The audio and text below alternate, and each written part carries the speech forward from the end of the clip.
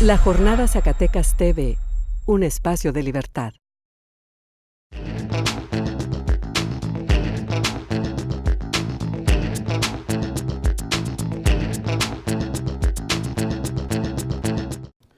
Bienvenidos a Sinergia, este programa de análisis de la realidad zacatecana y la realidad nacional en la economía, la política, la sociedad. Tenemos con nosotros a una persona que no necesita presentación, Paco Ignacio Taibo II, y conversaremos con él un tema de la mayor relevancia y actualidad: la relación entre participación ciudadana ahora mismo en México y la clase política que tenemos conformada. Bienvenido, Paco Ignacio.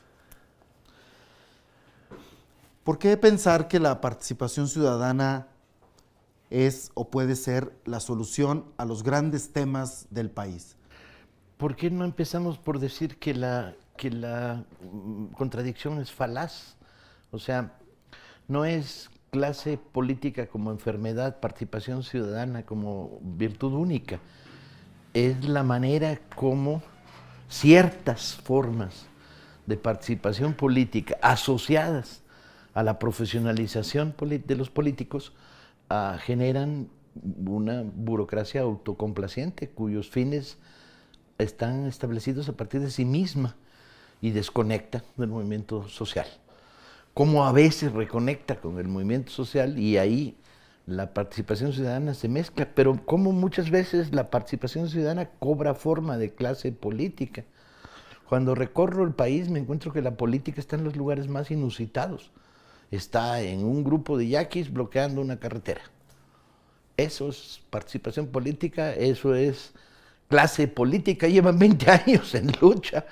Si no le das condición de clase política a estos ciudadanos que han politizado su conflicto y que lo entienden, etc. O la lucha de sectores del magisterio en Tlaxcala. Pues hay ahí 15 años de continuidad y de lucha.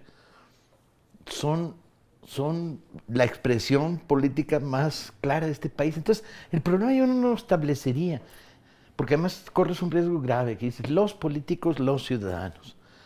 Y ese no es el punto de corte. El punto de corte son esos políticos, y tienes que definirlo, y estos ciudadanos. La política es una obligación, una necesidad y una consecuencia de un fenómeno de conciencia que se gesta en múltiples espacios de la sociedad. De repente parece que los intelectuales somos los buenos de esta película, ¿no? Tenemos pocos compromisos partidarios y cuando los tenemos somos muy críticos, hacemos una labor cuyos beneficios sociales es muy transparente en términos de creación de conciencia, tenemos una voz autorizada, no tenemos cola que nos pisen, no aceptamos las becas que no tendríamos que aceptar, no tenemos relación con el aparato del Estado, al que no nos quiere, al que no queremos, y los malos pues serían todos los que son diputados, todos los que son senadores, todos los que son burocracia, todos los que... Y yo digo que el corte es más profundo. El corte está en derecha, izquierda, y luego dentro de la izquierda, en la relación con el cambio. Entonces, bueno, derecha, izquierda es fácil. La derecha ha instrumentado una representación política extraordinariamente sólida, con muchos años de tradición, con un enraizamiento político-económico muy potente. Gobernador Estranza. Su frase motivadora es "Uca, uca, el que lo encuentre se lo emboruca". Vive en términos de construir una red de negocios que le permitirán futuros generosos en términos económicos, todo vinculado a la corrupción, todo vinculado a grandes sectores del mundo empresarial que viven y colaboran de esta corrupción porque les beneficia y van construyendo una estructura de poder. Reciben dictados del Fondo Monetario Internacional, del Banco de México o de la jerarquía del aparato conservador. Esa estructura la encuentras clavada en el PRI por todos lados, ¿no? Es reiterativa. Son extrañísimos los casos que se escapan a esa estructura. Cuando un dirigente sindical priista lo es en función de negocio, control, compra y venta de contratos colectivos, corporativismo, juego interno, negocios, está todo asociado. En el PAN, su civilismo original luterista se disolvió en los años de gobierno, ¿no? Es como si les hubieran caído 70 camiones de Fab Limón encima de la cabeza y el civilismo panista desapareció. Se quedó prácticamente convertido en nada. Se encontraron reiterando las mismas prácticas y tradiciones. La izquierda es más complicado el fenómeno, ¿sí? Bajo el supuesto de que esto jamás debería haber sucedido, porque si eres de izquierda no estás en eso, no estás en esas lógicas. El fenómeno de desarticulación del PRD a escala nacional, de pérdida de una identidad de izquierda, es un fenómeno que tiene múltiples caras y que se fue consolidando con una potencia tremenda hasta ser lo que hoy es, ¿no?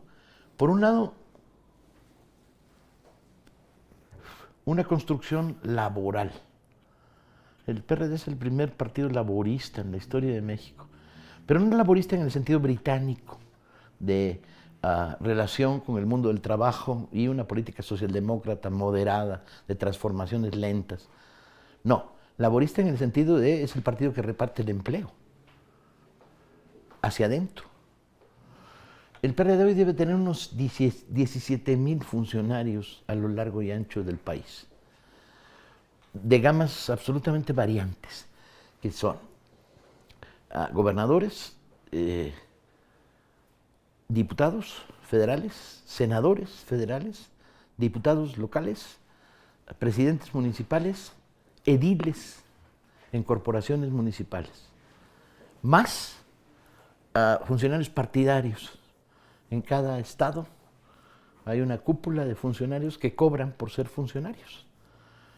Todo este núcleo enorme, inmenso, está asociado a toda una cauda que lo rodea, laborista, en la cual hay ayudantes de los senadores, ayudantes de los diputados, ayudantes de los presidentes, hay ayudantes de los ayudantes. El famoso carga portafolios es un grado político en la estructura del PRD. O sea, si eres carga portafolios un año, luego puedes ser el año que viene ayudante y el año que sigue puedes ser diputado local. Y están asociados a una lógica de continuidad en el empleo. O sea, esta burocracia inmensa que se creó a lo largo de estos años, gracias a una percepción política de control, lo que hoy conocemos como los chuchos, construyeron un partido basado en un control corporativo. Yo tengo 5 proyectos de vivienda, puedo mover 500 personas con eso y dar satisfacción a 40, ¿no?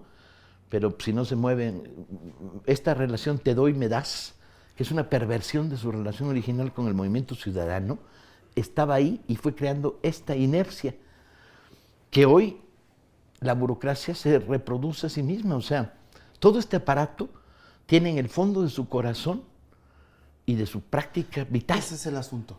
¿Cómo es que esta burocracia, también partidaria, sí, a partir de que reciben subsidios, incluso se independizan ya no solamente de los ciudadanos, sino se independizan de sus propios militantes, no dependen de ellos, deciden y se autorreproducen, sí, constituyen una casta, así es, una casta política, sí, que está en realidad separada de los ciudadanos, sí, y luego esta misma casta política acepta y termina siendo dominada por poderes fácticos y genera un Estado ausente, un Estado separado de lo social. Bien, y a eso nos referimos.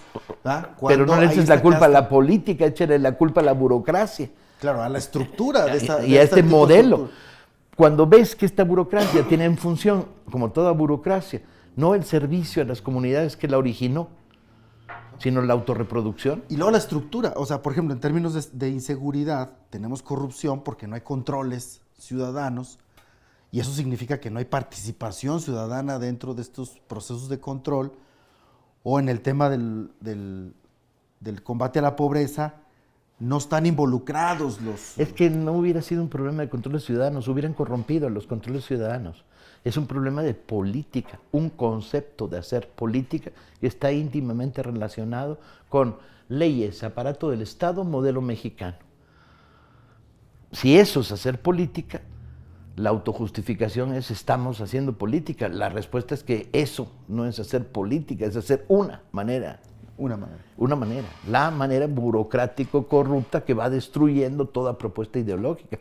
Hoy tú discutes con un compañero de estos aparatos y no puedes hablar de política con él. Habla de conspiraciones, porque adoptó el modelo mental del priismo de que no existe movimiento social ni contradicciones sociales, no hay lucha de clases, hay conspiraciones. Tal güey me quiere chingar y entonces el otro y no sé qué, y entonces ven el mundo conspirativamente, están perdidos en su relación con el profundo de la sociedad. Pero esto no es un problema de la política. Política estamos haciendo miles de gentes en este país. Las están haciendo los pequeños grupos de la izquierda marginal, los zapatistas, los maestros, los electricistas. Nosotros en Morena estamos haciendo política. Mal o bien, pero estamos haciendo política todo el rato, ¿no? Al margen de esto. De este monstruo perverso que ya no es de izquierda, ya es cualquier cosa, ¿no? Entonces, ciudadanizar no es una respuesta. La respuesta es reajustar el comportamiento político a las necesidades de la sociedad, ¿no? Pero para eso necesitamos formas de Sí. conducción de esa participación, Sí. de la manera en cómo se toman Sí. las determinaciones. Ese es el maldito agujero. ¿Ah? Ese es el Y no tenemos. Por ejemplo, aquí en Zacatecas tuvimos una ley de participación ciudadana, pero que era güera, esto es, no podía funcionar, porque no tenía carácter vinculatorio, perdón. O sea, consultabas, podías hacer plebiscito y referéndum, pero eso era una recomendación. Si no tienes en el poder un grupo que te haga suya esa ley y por lo tanto la instrumente de ida y vuelta, no tiene ningún sentido. O sea, las formas de participación ciudadana son formas asociadas a ciertas maneras de ejercer el poder. Si tú ejerces el poder al servicio de la sociedad, la participación ciudadana pues es tu candado, tu gancho, tu presión y funciona. Si tú ejerces el poder de la otra manera, la ignoras olímpicamente o la dejas formalmente ahí. ¿Sí? Por eso, como concibamos la participación, podemos ver qué tipo de Estado conformamos. A lo mejor tiene que ver con lo que dices tú de qué tipo de política, porque un Estado así separado, como lo tenemos ahorita, tendríamos que construir un Estado social, un Estado más generado con redes ciudadanas, tomando decisiones, no solo de vigilancia, de transparencia, rendición de cuentas, sino de propios actos de gobierno. Exactamente. Yo creo que el gran debate, el de a de veras, en el seno de la izquierda hoy es cómo organizamos al pueblo de este país. O sea, el gran problema es darle formas organizativas a las tensiones, los problemas, las visiones de la propia sociedad. Los trabajadores de una fábrica se encuentran en estos momentos en una situación muy particular. Tienen un sindicato fantasma, pues ya ni a charro llega. El charro va una vez al año a cobrar la cuota. A la nueva Ley Federal de Trabajo les acaba de meter los contratos de las outsourcing y los contratos temporales. La entrada de todos los jóvenes a esa empresa va a significar empleo chatarra de tercera categoría.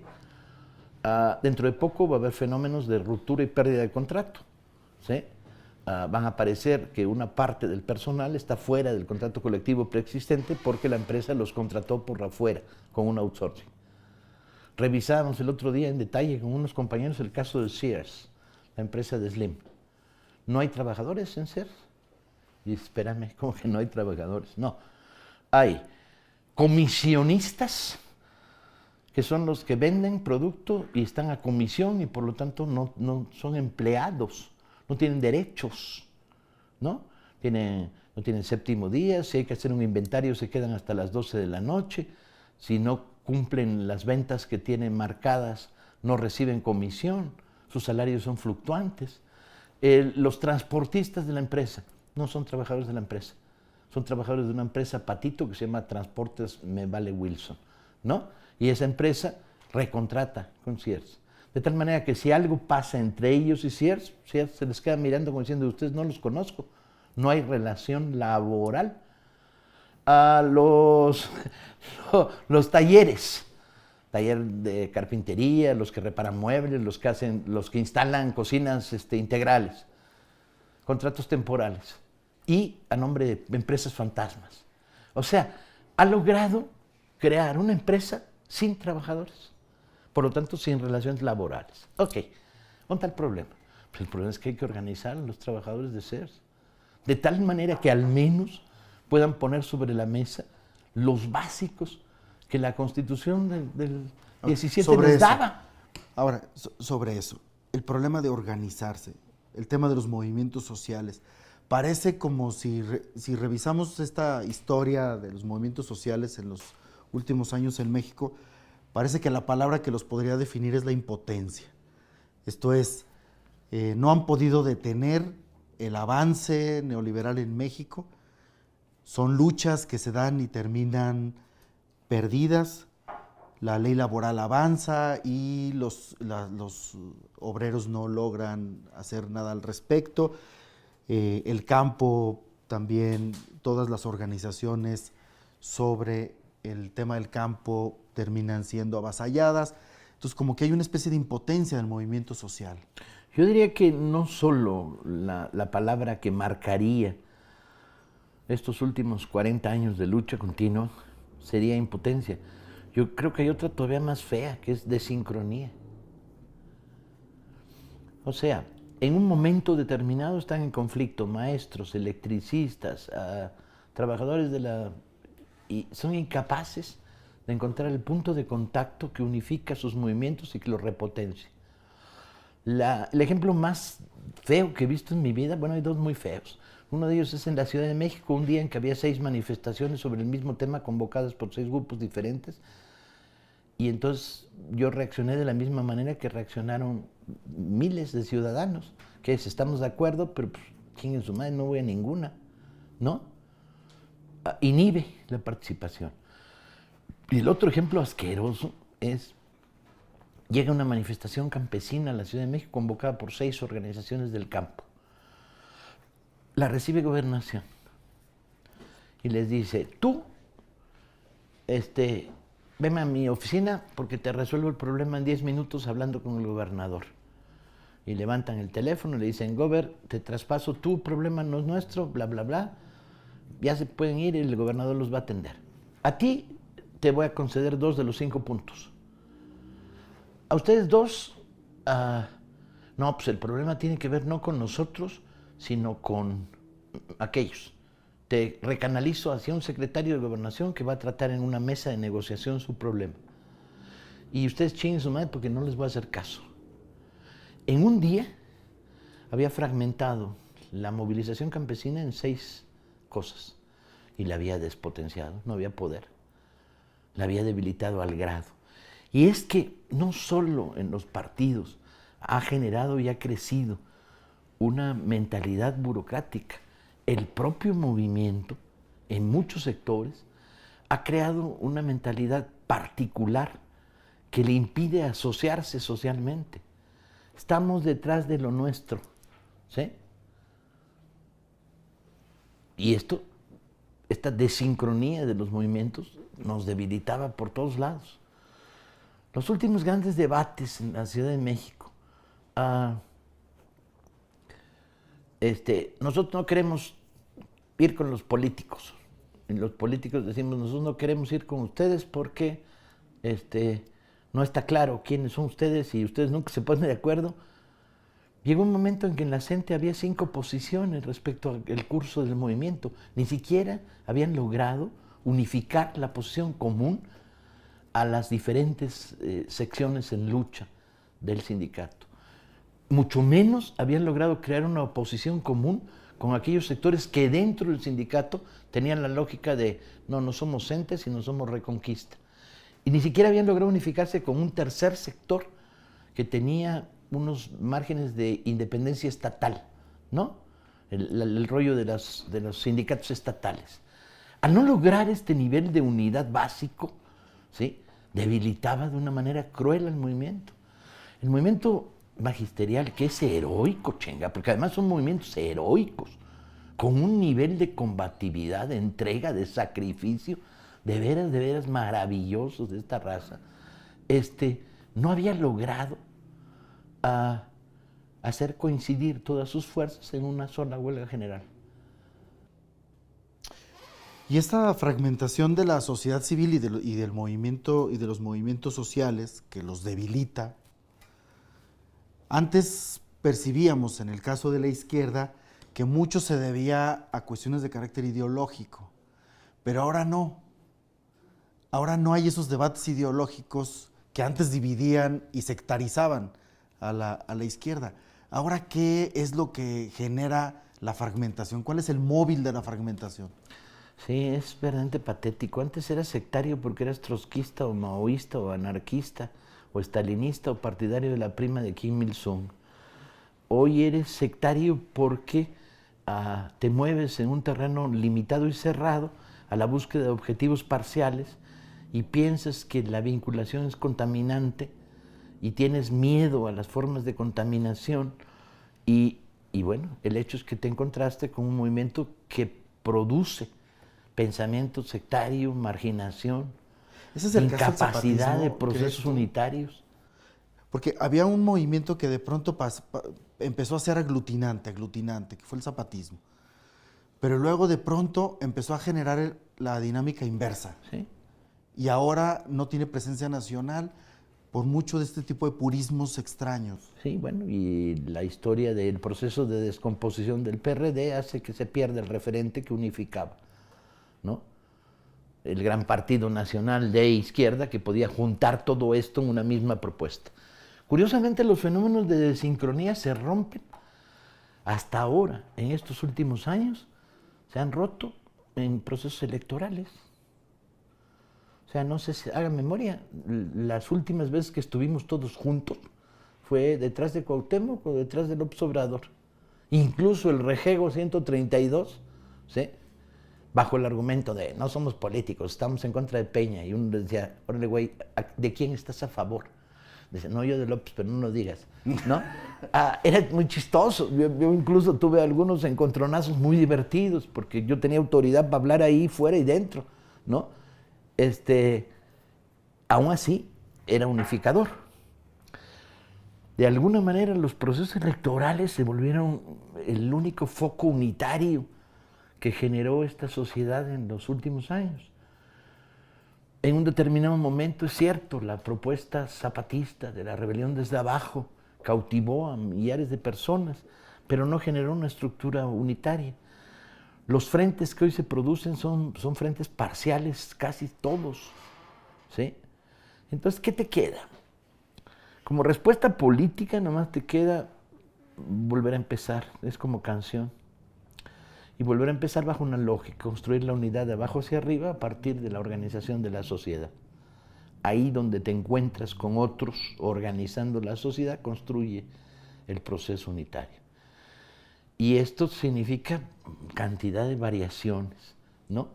En algunos lugares el único programa posible es contra toda la propuesta neoliberal, no contra una parte, contra toda, que se expresa de maneras diferentes. Si hoy, y volviendo a lo que comentábamos antes de que empezara esta entrevista, un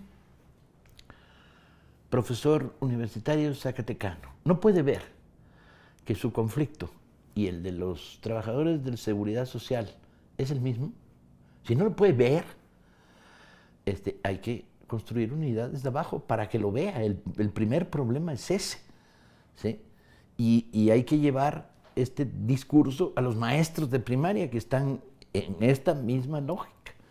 O sea, el proyecto neoliberal tendrá caras, pero es el mismo. El gobierno lo expresará un día aquí, recortes de presupuestos a la educación superior en función a favorecer la privatización de la educación superior. Aquí será ausencia de medicinas en las instituciones sociales en función a promover la medicina particular y promover el seguro popular, desbaratando al IMSS y al ISSSTE. Aquí será la ley de educación tratando de privar a los maestros de cualquier capacidad de decisión en términos internos, pero es el mismo maldito proceso. Y esperar que la unidad se geste lentamente de abajo hacia arriba, porque de arriba hacia abajo difícilmente lo vamos a lograr. Pero eso implica cierta visión de mediano plazo. Ese factor aglutinante implica una visión de largo plazo. Y luego, como que los movimientos son muy gremialistas, muy localistas, cortoplacistas, viendo exactamente la demanda muy inmediata. Sí. Como en el caso de la universidad ahora, y la oferta que le hicieron otros sindicatos, hubo mucha resistencia. Se da eso. Ya, pues la raza no son tontos, terminan entendiendo estas cosas y reflexionando sobre estas cosas. O sea, ¿en qué perspectiva tenemos que colocar el cambio? Este país está urgido no de táctica, de eso hay demasiado, está urgido de estrategia. ¿Cuál es la estrategia que nos lleva a un cambio inicial, político profundo en esta sociedad? ¿Cuál es? Yo diría, a partir de mi reflexión en estar continuamente participando con el movimiento y con decenas de movimientos, yo diría que la única estrategia unitaria en el mediano plazo sería una victoria electoral asociada con un paro nacional y con una moratoria de impuestos. Asociadas. Porque por sí misma ninguna de las dos iba a construir un factor de victoria total. Porque la experiencia que hay de asociación de movimientos sociales y partidos políticos, en el caso particular de México, ha sido un desastre. Y pongo un ejemplo. Aquí en Zacatecas el movimiento democrático, el magisterio, tuvo un ascenso enorme y llegó a tener propuestas también muy interesantes, pero cuando llega y se asocia al partido, que incluso se hace gobierno, se tiende a desbaratar, se destruye, y los resultados finales es que no hay construcción de un proyecto educativo alternativo. Y yo creo que tiene dos caras la historia. Entonces ahí cuestionarse mucho la relación entre partido político y movimiento social. Sí, la primera cara es los partidos de la nueva izquierda van a tener que gestarse con otra lógica política diferente a la que construyó el fracaso que tenemos en las manos del proyecto PRD. Y esta lógica diferente es construir un concepto de servicio social movimentista más que un conflicto de triunfo electoral. Porque si no los partidos, o sea, si no, en concreto, la experiencia de Morena conduce a la creación de un nuevo partido electoral que no tiene mayor trascendencia y que se disolverá en los próximos 15 años, ¿no? Dándole suerte al proceso. Si no logran este proceso construir un partido más ligado al movimiento, esto significa otro tipo de candidaturas, donde desbarata la lógica de las cuotas de los grupos, ¿sí? Donde incorpora a los que saben, surgidos de donde sea, o sea, a los ciudadanos que saben. El secretario de Trabajo de un municipio tiene que ser un compa que ha vivido la lucha sindical y que llega con la misión de devolverle al municipio el salario mínimo, chinga, y meter a la cárcel a los que violen el salario mínimo, volver un problema penal la violación del salario mínimo, ¿sí? Tienes que construir estas lógicas de representación basadas en otra manera de gobernar y discutir otra manera de gobernar. Hasta ahora, donde hemos gobernado, lo único que hemos hecho es gobernar su aparato. Trotsky lo decía con gran lucidez. Decía, ¿quién es propietario de la silla donde te sientas? ¿Tú o la silla es propietaria tuya? ¿Sí? Les hemos gobernado su aparato. Porque la experiencia del gobierno, entre comillas, de izquierda en Zacatecas, pues no ha sido plácida, ¿no? Pero es muy rica, hay que analizarla y estudiarla. Hay que ver a qué hora se perdió la representación social. Hay que ver a qué hora el gobierno se independizó de la sociedad que lo eligió. A qué hora se produjo el fenómeno del que habíamos venido hablando, la construcción de una burocracia autocomplaciente que se reproduce a sí misma. ¿Sí? ¿A qué horas perdió el contacto? ¿A qué horas pensó que tener una idea genial era mejor que preguntarle a la gente qué quería? ¿Sí? Se requeriría algo así como una alianza dislocada, ¿no? Entre movimiento social y partido político. Sí, o sea, y generar además, una alianza, pero con una dislocación para construir la autonomía de cada uno. Sí, y entre otras cosas, una lógica en la que el partido político tendría que cederle espacios de poder al movimiento social, siempre y cuando esos espacios de poder no tuvieran una mentalidad corporativa. tienes que construir un modelo de partidos diferente en términos de gobierno, poder y revisar las experiencias vividas. Es un desastre cómo se ha gobernado. En términos generales encuentras virtudes en algunos gobiernos que ha tenido la izquierda, en el de la Ciudad de México en algunos momentos, incluso si revisas la experiencia zacatecana. Hay cosas útiles ahí, pero no hay una revolución profunda en el sentido de cambiar la manera de para quién gobiernas y qué gobiernas. Si dejas todo el aparato del Estado intacto, si dejas la inercia de este aparato funcionando, te lleva a situaciones verdaderamente patéticas, como por ejemplo el debate que yo tenía en el primer gobierno de Cuauhtémoc en la Ciudad de México con un funcionario, que yo le decía, entre la norma y la justicia, ¿tú de qué lado estás? Y decía, bueno, es que estamos obligados a cumplir las normas. Y dije, ¿estarás obligados por quién, güey? Tú tienes una obligación sagrada, cabrón, cumplir la justicia. Si la norma te bloquea el paso a la justicia, destruye la norma, ¿sí? Bombardéala, dinamita la pinche norma. Porque ¿qué era la norma? La norma era el modelo priista de gobernar. ¿Y cómo era el modelo priista de gobernar? El modelo priista de gobernar es muy chistoso. Yo creo obstáculos monstruosos en el primer piso. De tal manera que el ciudadano cuando llega y rebota sobre el primer piso, sube un nivel y corrompe. Creo obstáculos menos pinches en el segundo piso. De tal manera que cuando el ciudadano llega al segundo piso y rebota, sube un piso y corrompe. Hasta llegar a la cúpula donde se corrompe de veras. Este modelo creaba un estado de un nivel de ineficiencia notable. Se había convertido este país en centenares de porteros de discoteca, ¿sí? Que estaban ahí en la puerta de la discoteca, te miraban y te decían no. Y tú le decías, no, ¿qué, güey? No puedes pasar porque mides 1.40 y eres mujer, ¿no? Y en mi discoteca una mujer de 1.40 me caga, ¿no? O un burócrata que llegabas a la ventanilla y te decían no. Y tú le decías, ¿no qué? Si todavía no dije que venía, ¿sí? Este es el modelo que administraba el PRD donde llegó al gobierno. No varió, ¿sí? No destruyó este modelo de relación ciudadana, ¿sí? No alteró. Entonces tienes que construir otro modelo basado en elementos programáticos diferentes, surgidos de abajo hacia arriba, involucrados con los movimientos sociales y un tipo de representantes, ¿sí? Que no estén ahí por razones económicas, que no estén ahí por razones de cuotas, ¿sí? Entonces tienes que apelar de nuevo a la política y a la conciencia.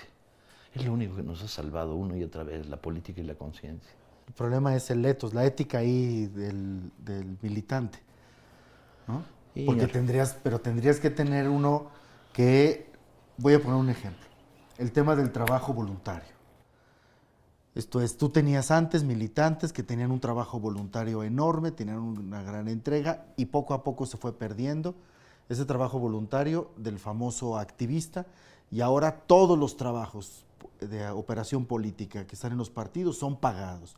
Incluso hay operadores que pueden brincar de un partido a otro según los ingresos que tienen. Todo termina siendo pagado. Pero no todos, estás hablando de los partidos institucionales. En Morena llevamos un pinche año sin un centavo y somos muy felices, porque no hay dinero, entonces ya no tienes la bronca. Los que venían por la lana se fueron a otro lado, ¿sí? Y tenemos un comité nacional cuyos estatutos impide que se haya profesionales. Nadie puede ganar salario por ser miembro de la dirección nacional. Y ningún comité estatal puede estar a sueldo. Y se repararon los errores que Morena venía arrastrando de operadores políticos estatales y regionales que recibían apoyos. Eso se fue a la chingada. Afortunadamente. ¿Está recuperando el trabajo voluntario? Pues está recuperando el trabajo militante. O sea, a la pregunta de ¿usted qué hace? No, yo milito. ¿Y quién le paga? Pues nadie. Yo pago por militar, no cobro por militar. Y esos candados pues, son extraordinariamente útiles. ¿Y cómo les ha ido en esa experiencia? Pues mira, llevamos un año viviendo esta experiencia. A nivel nacional es muy cabrona porque construir un partido nacional es muy complicado, ¿sí? Y a todo el mundo se le agotaron sus millas del frequent flyer. Ya no tienes de dónde sacar boletos de avión, no tienes camino. Y en términos de realidad, pues ha creado un fenómeno muy chistoso, que es todos los miembros de las direcciones de Morena, pues están casados con alguien que los mantiene. ¿no? Entonces, la relación esposas que mantienen, esposos que mantienen, pues se ha desarrollado altamente. Los solteros sufren un chingo, porque no les queda otra que papás que mantengan. Y hay casos en el Comité Nacional, 3 o 4 compañeros viven de sus jefes, les tienen la beca, porque no hay un pinche quinto, ni un quinto. Pero esto ha sido educativo, y sobre todo permitió romper con un vicio que veníamos arrastrando de la vieja Morena, los apoyos económicos que venían del centro, ¿no? Para los operadores, que eran miseria, pero de todas maneras iban creando el hábito, ¿no? Por otro lado, tienes que crear algunas lógicas muy canijas y plasmarlas estatutariamente. Por ejemplo, una de ellas es el mínimo de candidatos externos que el partido mínimo puede aceptar en un proceso electoral es el 50%, no menos del 50%. Esto obliga a buscar las candidaturas en la sociedad, no en el aparato, ¿no? Hay que reforzarlo con un tipo de trabajo educativo y programático muy grande que te plantee para qué quieres gobernar, ¿sí?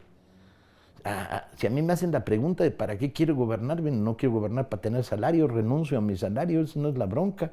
Quiero gobernar para hacer en la Ciudad de México 2000 cineclubs, ¿sí? Y el día en que me dejen los hago además en 2 semanas, no tengo mucho problema.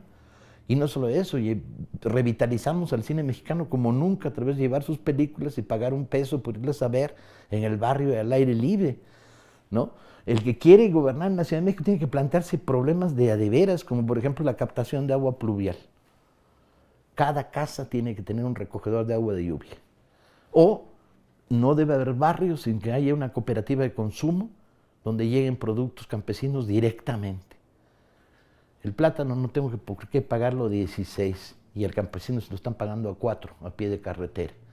El plátano lo voy a comprar a 8 y le voy a dar los 8 al campesino. A 8.50 cuando mucho para pagar el local donde está la cooperativa. O sea, ¿para qué queremos gobernar? Pues para cambiar a fondo este país, ¿sí? Tanque y cárcel al que no pague salario mínimo, los dueños de las farmacias que no pagan salario mínimo a la cárcel, ¿sí? Penalizar el no pago del salario mínimo y convertirlo en un tema criminal, ¿sí? Me parecería un problema de primer orden y de inmediato. Volver ventanilla abierta a todos los espacios donde está la burocracia y correr de inmediato al primer burócrata que te diga no antes de oír a que vienes, cambiar las maneras de administrar, ¿sí? Introducir elementos socialistas en la vida cotidiana, lo colectivo y no lo privado y lo particular privilegiado. O sea, hay una tarea inmensa, inmensa, y llevar al poder a amplios grupos representativos del movimiento social. ¿Esto garantiza? No, no garantiza. Nada garantiza nada, ¿sí?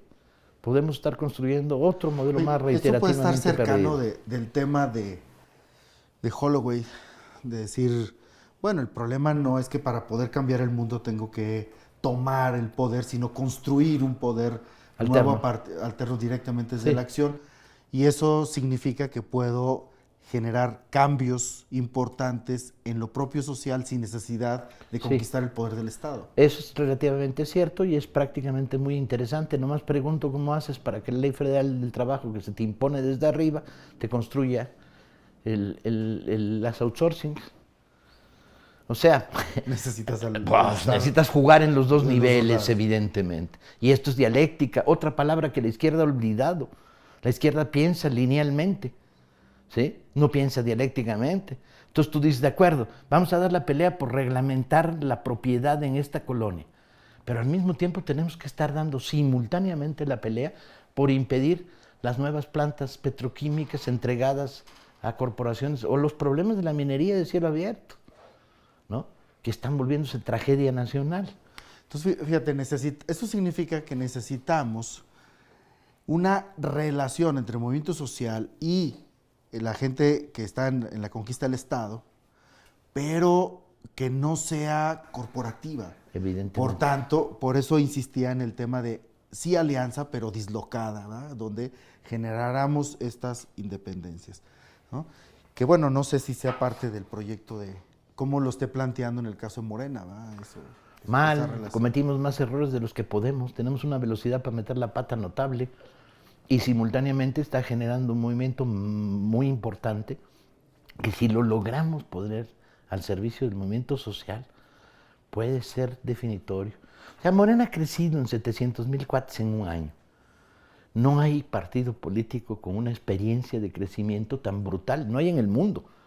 Cuando les dices a los franceses, hicimos un partido de 700,000 personas en un año, y te dicen, ¿con cuánto dinero? Con nada, güey. Te miran como diciendo, pinches mexicanos, ¿no? ¿Sí? 700,000 cuates afiliamos, y los afiliamos mal. Afiliamos formalmente, por todos lados. Hay miles de gentes que tienen su papelito que dice que son de Morena y no están organizadas. Esencialmente afiliamos mal. En pocos casos afiliamos bien, construyendo organización, ¿no? En la mayoría de los casos nos embarcamos en luchas que tú puedes decir no son discutibles. Morena ha estado en la guerra energética durante 6 meses. No estuvo mal, estuvo re bien. Convencimos a la mayoría de la población. El 57% de la población de México piensa que la ley energética es un fraude para hacer negocios puercos. Los convencimos, pero no logramos crear una fuerza activa. Tenemos en Minatitlán y en la costa veracruzana 5,000 petroleros, miembros de Morena. No están organizados como petroleros, están organizados en comités municipales. O sea, la última vez que fui a Jauja era más fácil, todo es 1000 veces más complicado. Encuentras los recelos, las dificultades, las discusiones con los compañeros, la falta de proyecto unitario, y de vez en cuando ya encuentras la locura, como es la falta de química entre Andrés Manuel y Cuauhtémoc, que ha sido un desastre para este país, ¿no? Pero que ahí está, es un hecho consumado. Ni modo que les cambie la química a ninguno de los dos, no hay yo cómo, ¿no? Y entonces, ahí estás. Pero el hecho es que si se logra construir un partido de servicio en un partido electoral, la alternativa puede ser interesante, porque puedo producir algunos cambios que se vuelven ejemplificantes y por lo tanto modélicos. Claro. A ver qué pasa. Por otro lado, la ofensiva neoliberal es una ofensiva que el gobierno también piensa linealmente. Esos güeyes, la dialéctica no les ha caído en la pinche cabeza. La ven como una progresión de medidas que van construyendo su modelo de rapiña, ¿no? Pues no se dan cuenta que cada medida genera cosas, entre otras cosas, descontento social profundo. Entonces, están echándole gasolina al fuego nacional, ¿sí? Cuando la raza descubra en su próximo pago de impuestos que le subieron 30% los impuestos, va a empezar a llorar. Tienes una clase media baja que va a recibir un putazo del que no se repone. La señora dueña de la papelería va a aullar cuando lo descubra. No lo ha descubierto todavía.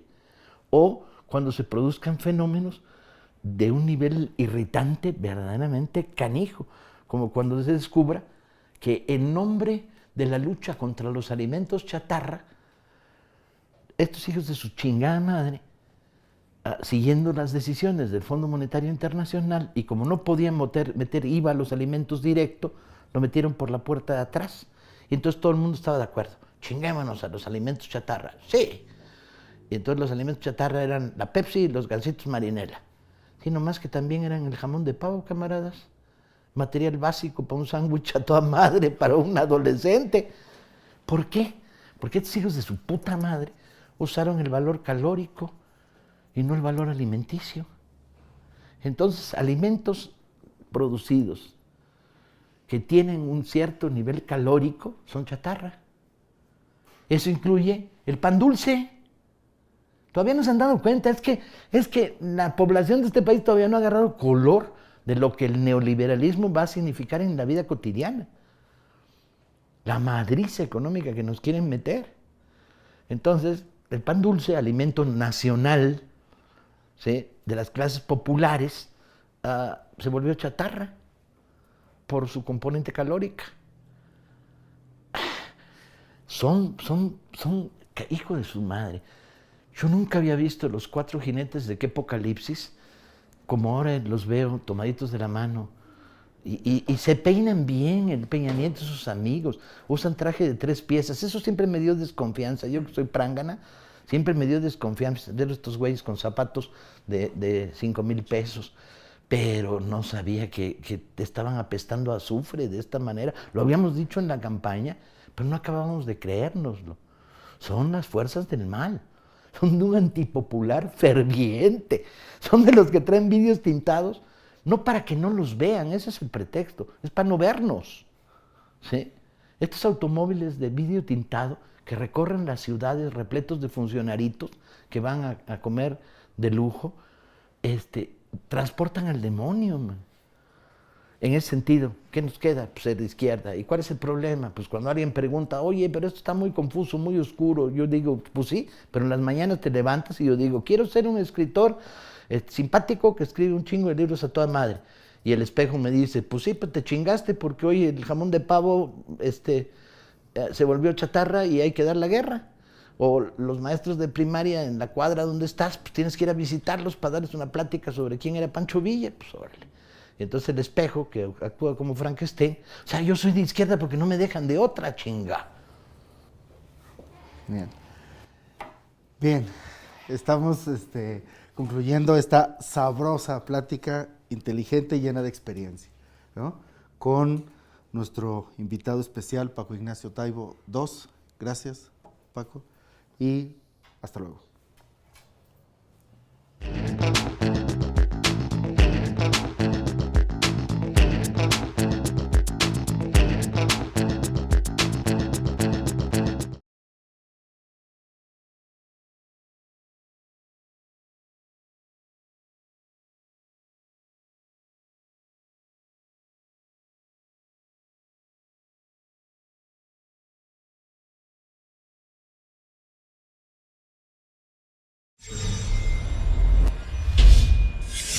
La Jornada Zacatecas TV, un espacio de libertad.